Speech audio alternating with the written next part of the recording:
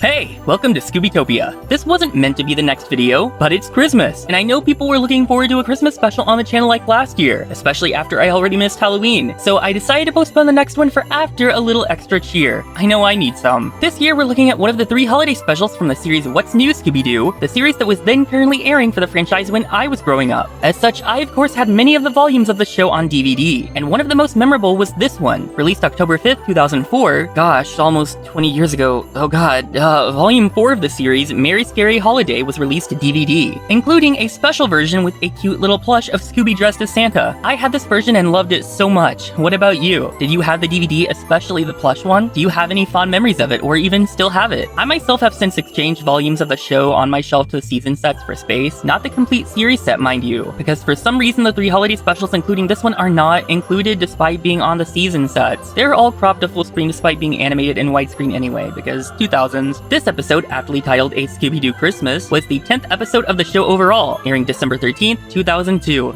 God, that was 20 years ago. Oh god. It has some decent guests too. Mark Hamill, James Belushi, who also voiced a role in the Goblin King movie, and then child Daryl Sabara, star of the Spy Kids movies and more importantly, voice of Rex in Generator Rex. Look at my little Rex action figure. Love that guy. These days, Daryl is Mr. Megan Trainor. Interestingly, despite being a Christmas special, the episode is partially a take on The Legend of Sleepy Hollow, one of my personal favorite stories, as I said in my Americana video, so it gets big points for me for that. Somehow I never made that connection before. I actually love Christmas specials that get to be dark. Well, as dark as this show gets, because it used to be such a great tradition to read ghost stories on Christmas rather than what we do now, and I adore that idea personally. That being the case, let's get into A Scooby-Doo Christmas.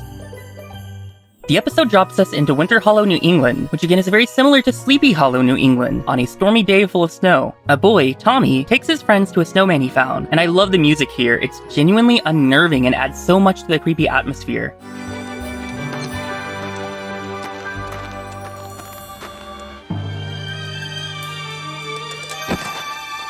One of the boys dares him to grab the carrot nose off the harmless-looking creation, but it comes alive, scaring them as it rips off its head, and not to recite Shakespearean quotations. Tommy calls it the Headless Snowman, and it tosses the head at us like the Headless Horseman. Being a holiday special, we don't get the normal theme song, sadly, and head right into the title card, getting a more appropriate and honestly very lovely new Christmas song instead, until it kicks into gear and starts sounding a little mischievous and ominous as the gang drive the snowy road. They're here to stay at Daphne's uncle's condo, though the roads are hard to safely navigate as the boys messily try to wrap presents in the back. It seems the bridge is out, so they head to Winter Hollow to maybe find a detour. They make it just in time to see the kids scream past them as they spot the snowman. No longer alive, but genuinely still incredibly ominous. That is until the others walk away and the boys see the true colors. After crashing into the others, a local finds them and is quite annoyed, which they notice and point out that it's Christmas, but he seems even more offended, saying they don't celebrate it here. This guy, Jeb, is actually voiced by M. Emmett Walsh, who I know best for his role in Christmas with the Cranks, one of my favorite holiday movies despite the poor reception. He tells them it's because of the Headless Snowman who shows up every Christmas, which Sheriff Perkins tries to calm, but he points out the inexplicable act of chimneys being torn down every year. Thelma asks about a detour, but the sheriff can't think of one very easily, so Daphne suggests they stay here for the night. Love the snowy little transition that they have throughout the episode. At the Dewdrop Inn, the owner Asa explains that people staying here are locals too afraid to be in their homes due to the snowman. How many times has this woman been in a Scooby-Doo episode? She's even been a villain at least once. Anyway, Asa says some of the kids don't even know what a Christmas tree is like because it's been so long since they've had it here. He takes the gang to the only remaining room, a broom closet, but just leave it to Daphne.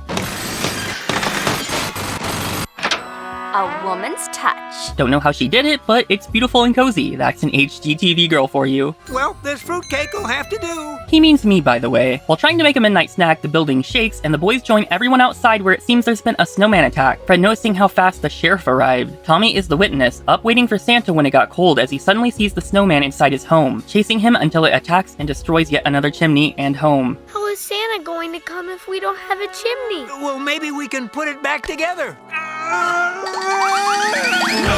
An admirable effort, though they do seem heavier than they should be. In honor of saving the holiday for Tommy, the gang head off to solve the case, following tracks until they end at a snowdrift. Unfortunately, the big guy is still in there, and hiding in this random hunk of wood, an outhouse, a shed, whatever, does nothing. They run off the hill and slide down, flying through the sky as Tommy gets a good view of Santa. I guess that counts, Scoob. Asa calls Professor Higginson, who wrote the book on the ghost and other local legends, when Tommy and his family come in to stay. His dad saying Asa got his way, while the old boy here tries to make it sound less suspicious for himself. Daphne and and Velma still take note of how much his business is booming from this anyway. The professor shows up and fills us in on things, like Blackjack Brody allegedly being the ghost. As he tells it, on Christmas Eve of 1823, Seamus Fagin rode into town, immigrating from the old country with his gold, when Brody was laying in wait to attack. He escaped with the gold, but the villagers banded together and searched everywhere for days. And this is where it truly gets actually gruesome. He hid in a snowman so they wouldn't find him, but they searched so long and it was so cold in the blizzard that he froze to death by the time they found him, his body covered in chimney soot. Now that is dark for this show. Does anyone else remember it being this messed up? Jeez. Nobody ever found the gold, and as the legend goes, his spirit trapped in the snowman still yearns to find it in a chimney somewhere. Daphne points out one was just destroyed, which the professor realizes is one of the original homes, Asa noting it's the oldest one left except Jeb's. The professor leaves to check it, and Shaggy is thankful they don't have to join, which Velma reassures them on, because they're going to check Jeb's place instead. He's missing, but the fire is burning, so they try writing a note to warn him when the lights go out. Outside, the snowman skulks by, bursting through the door and searching everywhere while destroying another chimney. With Scooby's sneeze revealing them, we get another fun song for the chase. Santa Claus, Santa Claus,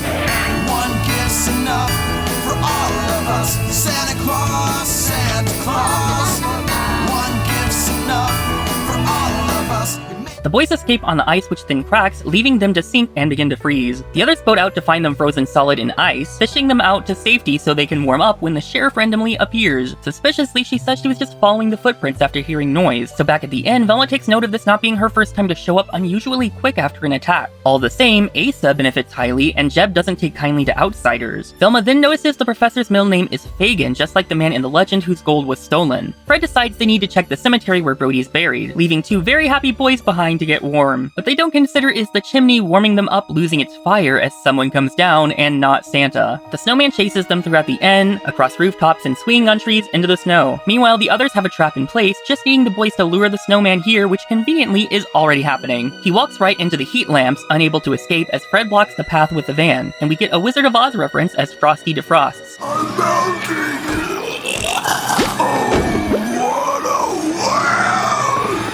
They unmask it to reveal a device with someone inside, that being the professor. At the inn, he explains he realized the stolen gold was hidden in a chimney during his research, hence the soot. He says the gold is rightfully his, Velma clarifying he's a descendant of the Fagin who was robbed, his great-grandfather. He took on the disguise to check the chimneys, needing to refrigerate the homes first due to the nature of it, thus the putting out fires. All he found were bricks though, which gives Velma an idea. Velma rubs those bricks that were so heavy for Shaggy, revealing them all to be the lost gold, which the professor has lost again, expecting himself to go to jail and hate Christmas even more. Tommy finds his story sad though, asking if they can forgive him since it's Christmas. If no one else will, he will, putting a scarf around the man. Shaggy says this is what Christmas is all about, Asa noting that they all lost sight of that as Jeb says it really is his family's gold anyway. Moved by everyone's generosity, he decides to give it to the entire town, apologizing for ruining everyone's homes and holiday, passing gold to everyone. With a classic allusion to It's a Wonderful Life, Scooby plugs in the tree lights, and Tommy finally gets to see a Christmas tree. With one more lovely song, a star falls onto the tree, and they exchange gifts, taking in the beautiful moment. Scooby-Doo-Doo, Doo-Doo-Doo.